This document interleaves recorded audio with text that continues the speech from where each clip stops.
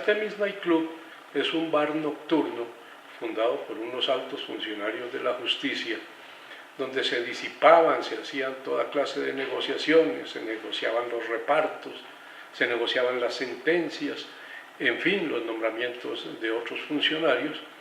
Y ese es invento mío. No es que exista ese bar en ninguna parte de Bogotá ni de ninguna capital del país.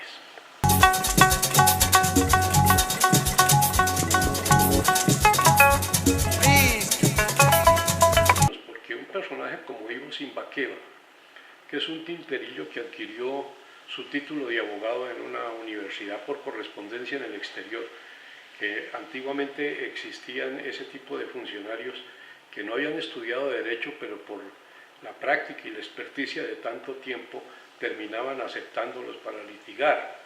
Ese es un personaje que le hace muchísimo daño porque es el personaje que a través de maniobras, de triquiñuelas, se conquista a los funcionarios de bajo rango para sus intereses personales, cuadra los repartos de sus procesos, consigue que el sustanciador o el secretario saque las providencias que el juez firmará después en favor suyo.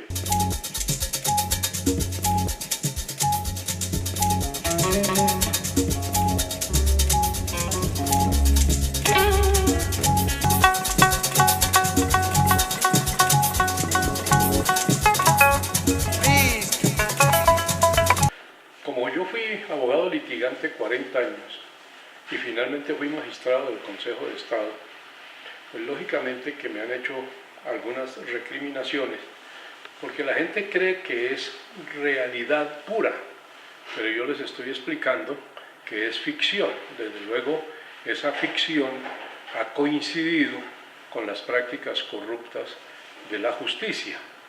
El libro empieza con la corrupción de los empleos de baja calidad, dijéramoslo así, los mandos medios y las altas cortes. Entonces, pues todo el mundo compara las situaciones y los demás episodios que suceden en Themis Night Club y creen que eso es verdad.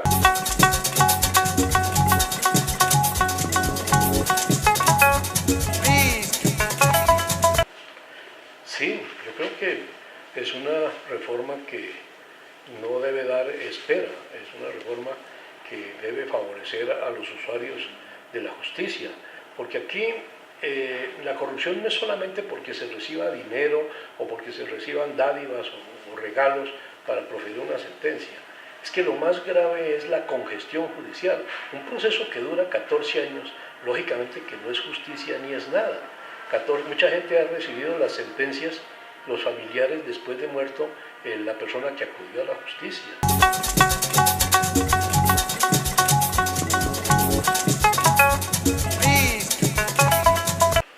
Yo creo que ha aumentado porque no ha habido las condignas sanciones contra los elementos que han ocasionado ese daño a la justicia.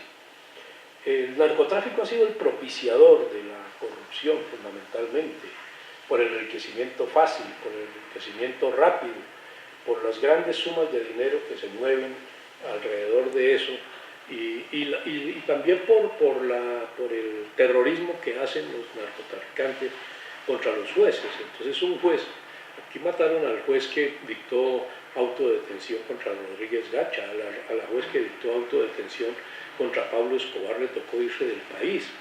Pero entonces hay otros funcionarios que en lugar de volverse héroes, terminan recibiendo las dádivas y los auxilios que les dan los narcotraficantes para torcer la ley y para torcer la constitución política de Colombia. Y eso ha imperado mucho en muchos casos, pero desde luego yo sé que hay jueces extraordinariamente correctos y absolutamente honorables y dignos, pero unos pocos han acabado con la imagen de la justicia. Pero sobre todo ciertos funcionarios que tienen en sus manos el conocimiento de las decisiones. Un sustanciador o un auxiliar sabe en qué sentido va a fallar su jefe, su juez, y va y coge a la parte a la que va a favorecer el fallo y le dice, mire, conseguí que el fallo fuera favorable a usted y recibe un montón de dinero por eso.